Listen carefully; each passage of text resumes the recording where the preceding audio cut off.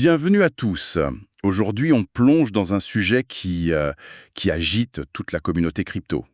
La question que tout le monde se pose, pourquoi le P-Network, avec ses millions et ses millions d'utilisateurs, n'est toujours pas listé sur Binance? C'est vrai que c'est le grand mystère. On voit passer des rumeurs, des spéculations constantes, des dates. Et puis rien, c'est le flou total. C'est pour ça qu'on a décidé de creuser un peu. On s'est basé sur pas mal de sources, surtout des analyses très poussées de youtubeurs spécialisés, qui ont vraiment fait le travail de fond. Ils ont épluché les documents officiels, la dynamique de la communauté, les aspects techniques. Exactement. Notre objectif, du coup, c'est d'essayer de démêler le vrai du faux. On va voir qu'il y a une vraie tension entre la valeur d'échange, celle qu'on verrait sur Binance, et une autre idée, La fameuse valeur de consensus mondiale, la GCV. c'est ça.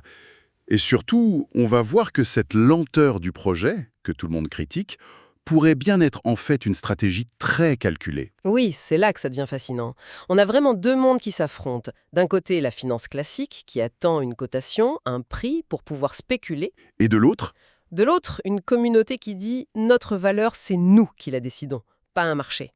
La question, c'est de savoir quelle vision va l'emporter. alors commençons par le côté classique. Un listing sur Binance. Hmm. Concrètement, quel serait l'impact? Les chiffres sont fous, hein. On parle de 305 millions d'utilisateurs sur la plateforme. C'est énorme. C'est comme si un pays entier découvrait le projet du jour au lendemain. La visibilité serait dingue. Absolument. C'est l'effet classique d'un listing majeur. Ça amène de la liquidité, de la légitimité. Pour n'importe quel projet, c'est le but ultime. Mais pas pour Pi. Ou du moins, pas pour tout le monde dans la communauté Pi. Voilà. C'est ce qui est si particulier. Pour une partie très active de la communauté, cet objectif est presque secondaire. Eux, ils sont concentrés sur autre chose. La GCV, cette Global Consensus Value. C'est ça. Attends, ça, c'est quand même contre-intuitif. Comment une communauté peut-elle ne pas vouloir être sur la plus grande plateforme du monde le plus vite possible? C'est quoi au juste, cette GCV? Alors, il faut l'imaginer non pas comme un prix de marché, mais plus comme un accord social, une convention. Un accord? Oui, un groupe de pionniers qui se sont mis d'accord pour dire, entre nous, dans notre écosystème, un pi vaut 314 159 $. Waouh. Ce n'est pas basé sur la spéculation, mais sur une conviction que le projet, par son utilité future, vaudra ça. Il crée des places de marché interne où ils s'échangent des biens et des services sur cette base. Donc pour eux, la confiance vient de l'intérieur, de l'usage, pas d'un chiffre sur un écran. Précisément. D'accord, je vois mieux. Du coup, c'est un peu le dilemme de l'œuf et de la poule, non? Est-ce qu'il faut d'abord que cette GCV soit super solide en interne pour s'imposer au marché? Oui, ou est-ce qu'il faut un listing pour attirer assez de monde pour que l'écosystème justifie cette valeur? C'est exactement ça le débat. Et les sources, elles disent quoi? Quelle est la tendance? Les partisans de la GCV sont très clairs. Pour eux, lister le PIT trop tôt, ce serait le jeter au loup. C'est-à-dire, Les spéculateurs le feraient s'effondrer à quelques centimes et ça tuerait le projet. Pour eux, il faut d'abord construire l'économie patiemment, brique par brique. pour que le jour J, la valeur soit déjà là, soutenue par une utilité réelle. C'est l'idée. D'accord. Ce débat explique une partie de la patience, mais pas le rythme de l'équipe de développement, la core team. Eux, ils avancent vraiment à pas de tortue. C'est vrai. S'il n'y a pas que la GCV, il doit y avoir autre chose, et je crois qu'on arrive au cœur de notre analyse. On y est. C'est le point de bascule. Une des sources les plus fouillées pointe vers une stratégie qui se cache en pleine lumière. Et la clé serait où? Pas dans le marketing. Dans un document de 70 pages, assez aride, publié en novembre 2025. Le document de conformité MiCA. MiCA. On en entend parler partout. La grande régulation crypto-européenne. Pourquoi ce serait si central pour Picoin? Parce que ce document montre qu'il ne joue pas dans la même cour que les autres. Il ne vise pas un listing rapide, il vise un listing durable. Et surtout, un listing institutionnel proof. À l'épreuve des institutionnels. Exactement, et pour ça, ils bâtissent une véritable forteresse juridique. Il y a 3 piliers. Le premier, le portefeuille non dépositaire. C'est-à-dire que nos PI nous appartiennent vraiment. La core team n'y a pas accès. Voilà, c'est vous et vous seul qui détenez vos clés. C'est une exigence de base de MiCA. D'accord, ça c'est une bonne pratique en somme. C'est ça. Le deuxième pilier est beaucoup plus malin. Aucune ICO, aucune Initial Coin Offering. Ils n'ont jamais demandé d'argent au public. Jamais un centime. Et ça, c'est un bouclier juridique énorme. Ça leur évite d'être qualifiés de titres financiers, de security, surtout par les Américains. C'est le piège qui a coûté des milliards à des projets comme Ripple. Exactement. Pi a esquivé cette balle dès le départ. Ok, portefeuille sécurisé, pas d'ICO, je suis. Mais ça reste le b.a.-ba d'un projet sérieux. C'est quoi le troisième point si stratégique? Le troisième point, c'est leur statut. Au regard de la loi européenne, Pi est un jeton utilitaire, un utility token. Ce qui veut dire? Que ce n'est pas considéré comme de la monnaie électronique. C'est un outil pour faire fonctionner un écosystème. Et cette distinction, elle est cruciale car elle les exempte de régulations bancaires hyper lourdes. Il y a une analogie qui est utilisée dans les sources que je trouve vraiment parlante. On compare Pi à un gratte-ciel et les autres projets à des tentes de camping. C'est une super image. Ça veut dire que 99% des projets montent leur tente très vite. Ils lèvent des fonds, se listent et prient pour que le vent réglementaire ne souffle pas trop fort. Épiphonique, pendant ce temps, creuse les fondations d'un gratte-ciel. C'est long, c'est invisible. Mais une fois que c'est fait, la structure est conçue pour résister à n'importe quelle tempête. C'est une construction pour durer des décennies. Et il y a un autre élément qui vient de renforcer tout ça, une décision de justice aux États-Unis, dans l'affaire Moen contre Social Chain, a rejeté la plupart des accusations contre Pi. Donc ils ont une clarté juridique, à la fois en Europe avec Mika et aux États-Unis. Et ça, c'est extrêmement rare. C'est le Graal pour attirer les gros investisseurs. D'accord. L'explication de la lenteur par la stratégie juridique est très convaincante. Mais il y a toujours cette critique qui revient. Les 100 milliards de pièces. C'est énorme. Comment justifier ça? C'est le réflexe classique de penser « trop de pièces, donc pas de valeur ».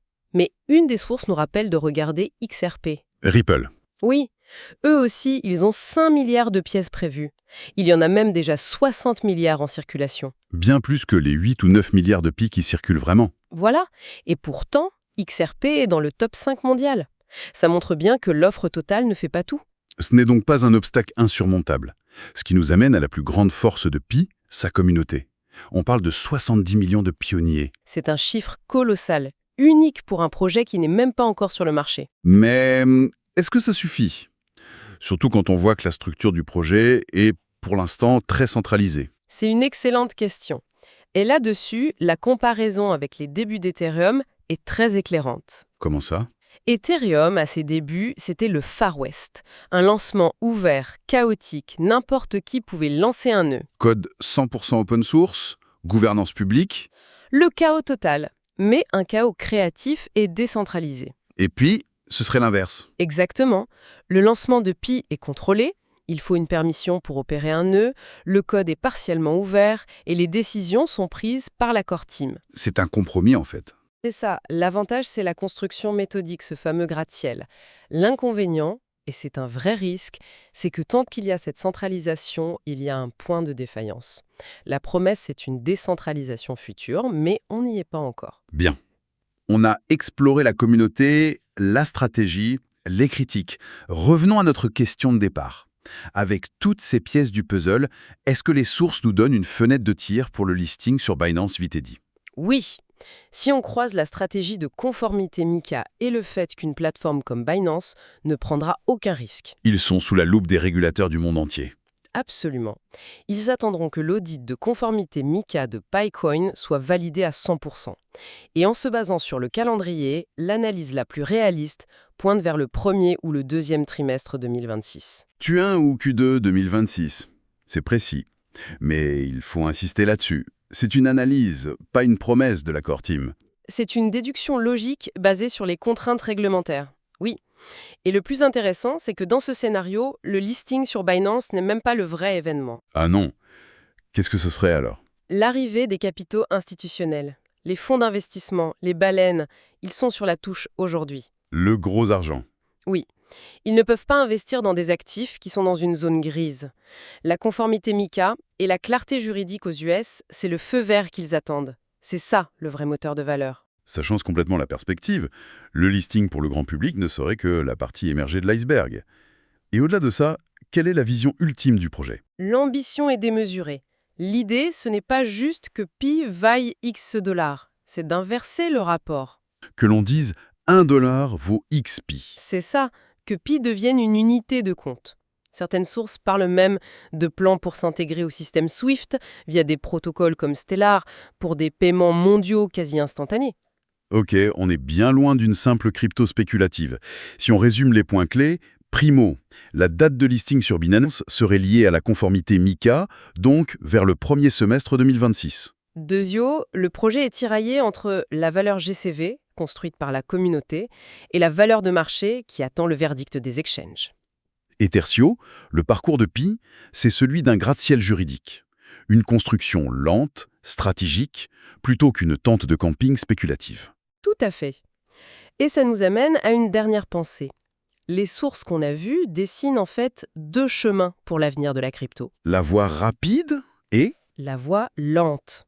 C'est ça, la voie rapide, le lancement, le hype, la cotation, la spéculation, c'est excitant, mais c'est un chemin miné sur le plan réglementaire. Et puis il y a la voie de Plagne. La voie longue, silencieuse, mais juridiquement blindée. La vraie question, c'est donc, est-ce que cette conformité ultra stricte et ce rythme délibéré valent cette attente interminable? Ou est-ce que dans un monde qui va si vite, l'agilité et l'attrait du gain rapide l'emporteront toujours?